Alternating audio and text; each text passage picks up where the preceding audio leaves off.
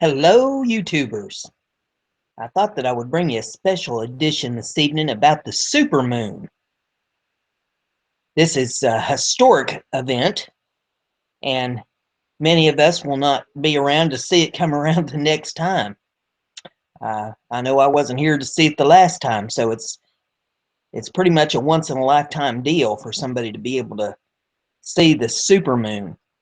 The first article that I have for you is off of Life Science, and it says, supermoon arrives Sunday night. And we'll get this ad they're trying to play shut down here.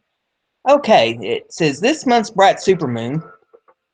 Well, it doesn't want to listen to me, does it? Okay, we'll try this.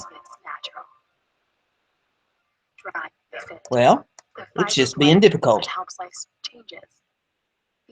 My goodness gracious. All right.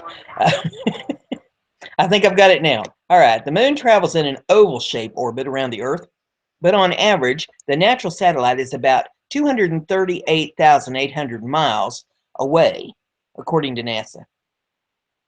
November's supermoon will venture a bit closer to the planet, leaving...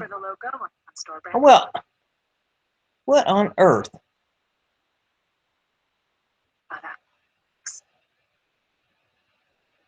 It's the ad from hell. Okay, I think I got it shut down. We'll hope so. November's supermoon will venture a bit closer to the planet, leaving only 221,524 miles between Earth and the moon. Life Science... My goodness gracious. I can't believe this. It is just going to play something whether I want it to or not, isn't it? That's your final warning, advertiser. My goodness gracious. So starting Sunday night to Monday. And there it goes again. It is just a non-stop mouth-off fest, isn't it? I said hush. Like, how much closer will the moon be, and how much... Okay. Lord have mercy. Made me lose my place altogether. Oh, try it again. This month's bright supermoon, the closest moon in 68 years, is expected to light up the sky early Monday morning, NASA reported. Every year, scientists and sky watchers welcome the supermoon, which is the closest full moon of the year. But this year, the supermoon is receiving extraordinary attention. This one is historically close, said NASA scientist Noah Petro. The moon hasn't been this close to Earth since January of 1948.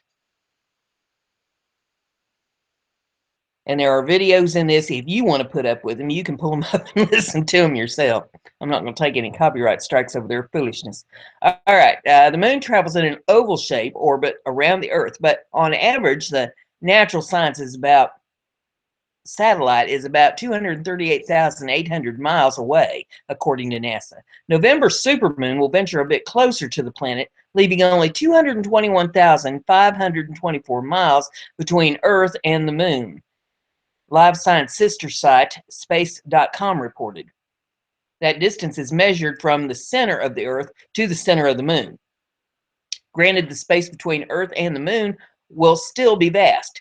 It's equivalent to the height of about 28 Earths. But the slight closer approach will make a difference for sky gazers. The moon is predicted to appear up to 14% larger and 30% brighter than the smallest full moon, Petro said. While the casual observer may not notice a difference in brightness, people who regularly watch or photograph the moon will likely appreciate the difference in size of the moon as it goes in its orbit around the Earth, Petro said. The supermoon will be closest to Earth at 6:22 a.m. Eastern Standard Time on Monday, but it won't be at its fullest until 8:52 a.m. Eastern Standard Time. A time try this again, a time that's after moonset for most of the United States, NASA said.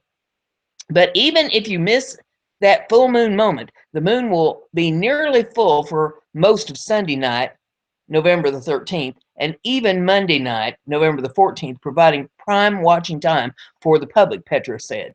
He advised going to a dark viewing area to catch the lunar show.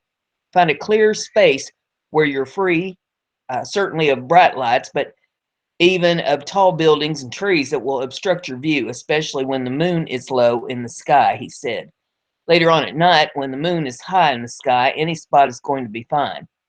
Petro noted that as the moon approaches its perigee, the point which the satellite is closest to Earth, it will ever so slightly affect the ocean's tides and even the Earth's crust. We will see slightly higher tide, Petra said in an interview with Space.com, adding that the closer approach will slightly deform the crust of ground beneath your feet. But these are subtle differences that we actually wouldn't notice unless you were looking at them or measuring them, he said. The time the moon will be this close to Earth will be November of 2034. So mark that on your calendar, Petra said. Now, the next article I have for you is off of space.com, and let's hope it don't have a bunch of ads playing in it to mess this thing up. This one says, the closest supermoon or full moon since 1948. How to see it online. November's full moon on Monday, November the 14th, will be the biggest and brightest one since 1948, making it a great time to get outside and marvel at the lunar sight for stargazers around the world. But if it happens to be cloudy in your area, don't despair. You can still watch the so-called supermoon online through several websites starting tonight, November the 13th. Beaver moon of November is called supermoon because the fullest phase is taking place at the moon's closest point in its orbit around the Earth, also called the perigee. NASA says the moon will appear slightly larger than a typical full moon, about 15% larger. The moon won't look this large again until 2034. Links here where you can click to take you to the sites where you can actually see it online. So you can check that out. All these URLs are in the description of this video, so you can peruse them and look at the videos in them and all that. It says, during the broadcast, SLU's Chief Astronomical Officer Paul Cox and Bob Berman, astronomy editor for the Old Farmer's Almanac, will talk about how the full moon grows and shrinks throughout the year. Later, Janice Stillman, the editor of Old Farmer's Almanac, will discuss history and folklore concerning the November full moon for Native American tribes and early American colonists. Viewers can take part by commenting on at SLOOH on Twitter, on Facebook live video, or on a live chat on or on a live chat on slooh.com. So you can pull that video up and check that out. And then the article says, second live stream will show the moon live from Bankaret Observatory's dome in Israel, where the supermoon will rise above the Judean mountains. That broadcast will start at 9:50 a.m. Eastern Standard Time on Monday. The supermoon will also be broadcast live from Italy through the Viral Telescope Project, starting Monday at 11 a.m. Eastern Standard Time. Gianluca Massi will show the moon rising above the skyline of Rome. So there's that article with things for you to check out in it. The next one we have is off of space.com, and it says, supermoon forecast. The moon hasn't been this close in almost 69 years. On Monday, November the 14th at 6:15 a.m. Eastern Standard Time, the moon will arrive at its closest point to Earth in 2016, a distance of 221,524 miles. The distance, which is measured from the center of the Earth to the center of the moon, is within 85 miles of the moon's closest possible approach to Earth. To be sure, this is an extreme perigee. 2 hours and 37 minutes after perigee, the moon's closest point to Earth, the orb will officially turn full. In recent years, the media has branded full moons that coincide with perigee as supermoons, and this month's full moon will likely get a lot of extra attention since it will be the closest since January 26th of 1948. The SLOOH Community Observatory will offer a live broadcast for November's full moon on November the 13th at 8 p.m. Eastern Standard Time. So, we're just past that with me turning this video loose on you. Says you can also watch the supermoon live on space.com, courtesy of SLOOH. So be prepared. It's certain that there will be considerable ballyhoo over this particular full moon. I wonder if there will be somebody who will dare call this a super duper moon. The full moon won't approach this close again until November of 2034, although there were even closer full moons in January of 1912 and January of 1930. And then this article goes on. It says, is it really so super? So you can check that out. And it says, it's not even a full moon. And it says drastic tides, and some of their final thoughts here are listed, so you can check all that out at your leisure. The next one that I have for you is off of space.com, and it says supermoon, 7 surprising big moon facts. About once a year, when the moon is at its most full and closest position relative to Earth, it becomes a supermoon. Supermoons have been blamed for everything from madness to flooding, but it's fair to find fault. But is it fair to find fault with Earth's closest cosmic neighbor? Here are 7 strange facts that you may not have known about the supermoon. And the editor's note says, in fall of 2016, there are 3 consecutive supermoon full moons in October, November, and December. The November 14th supermoon is the closest and brightest since 1948. Such an event won't occur again until 2034. Here's a handy guide that you can click on, and it says supermoon November 2016, when, where, and how to see it. So you can click on that link, and it'll give you a lot of pointers on where to check the moon out. It says, first stop, Earth destroyer? Not at all. And we'll take that to the second page here. It says the supermoon won't destroy Earth.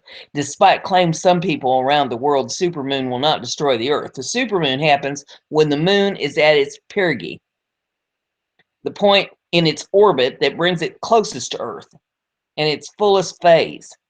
The supermoon, a normal occurrence since the moon is on an elliptical orbit and will not make Earth's orbit go out of whack. NASA even says so. Don't fear insanity. It won't make you go crazy. It says, have no fear, the supermoon will not turn you into a lunatic. Studies have shown that a full moon of any kind does not affect human behaviors. Full moons and supermoons do not cause more mental hospital admissions, psychiatric disturbances, homicide, or other crime. Supermoon size varies. Not all supermoons are the same. The perigee between Earth and the moon can vary by as much as the diameter of the Earth a month. Although that might seem like a large number on average, the moon is about 30 Earth diameters away from the planet. The sun's gravity is actually responsible for pulling the Earth and moon into closer alignment, causing the orbital variation. Bigger in the winter. Winter supermoons are supersized. Does the moon look larger in the winter? It should. Earth is closest to the sun in December each year, meaning that the star's gravity pulls the moon closer toward the planet. Because of this effect, the larger supermoons happen in the winter. Changing tides. Supermoon change tides, but not by much. The supermoon might be able to change tides slightly, but it certainly won't cause natural disasters, experts have said. The full phase of the moon causes higher tides, but adding a supermoon on top of it doesn't create any significant difference. Scientists count themselves lucky if they're able to see any difference in the tide level at all. Usually the supermoon causes the tide to change by less than an inch, if at all. Runaway moon. Supermoons will get smaller if you, let's see, get your supermoon fixed while you can. The moon is moving on to greener pastures. Supermoons will get smaller in the distant future because the moon is slowly propelling itself out of Earth's orbit, moving 3.8 centimeters farther from Earth each year. Scientists suspect that at formation, the moon started out about 14,000 miles from the planet, but now it's about 238,900 miles away. This is see the next one. Supermoons occur each year. Supermoon happens about once a year and are viewable from both the northern and southern hemispheres. Keep an eye to the sky and look out for the next one heading towards Earth in August of 2014. Editor's note says, if you snap an amazing photo of supermoon and you'd like to share it for possible story or image gallery on space.com, please send the images and comments, including equipment used, to the managing editor. And that's at spacephotos@space.com. So any of you that like to take photographs of the moon and stuff, and you think you got a good one that you'd like to share with them, you can go to that link and share away. And if you enjoyed me doing this show, just hit that thumbs up button and hit the share button and share it with all your social medias, and pass the URL around to folks.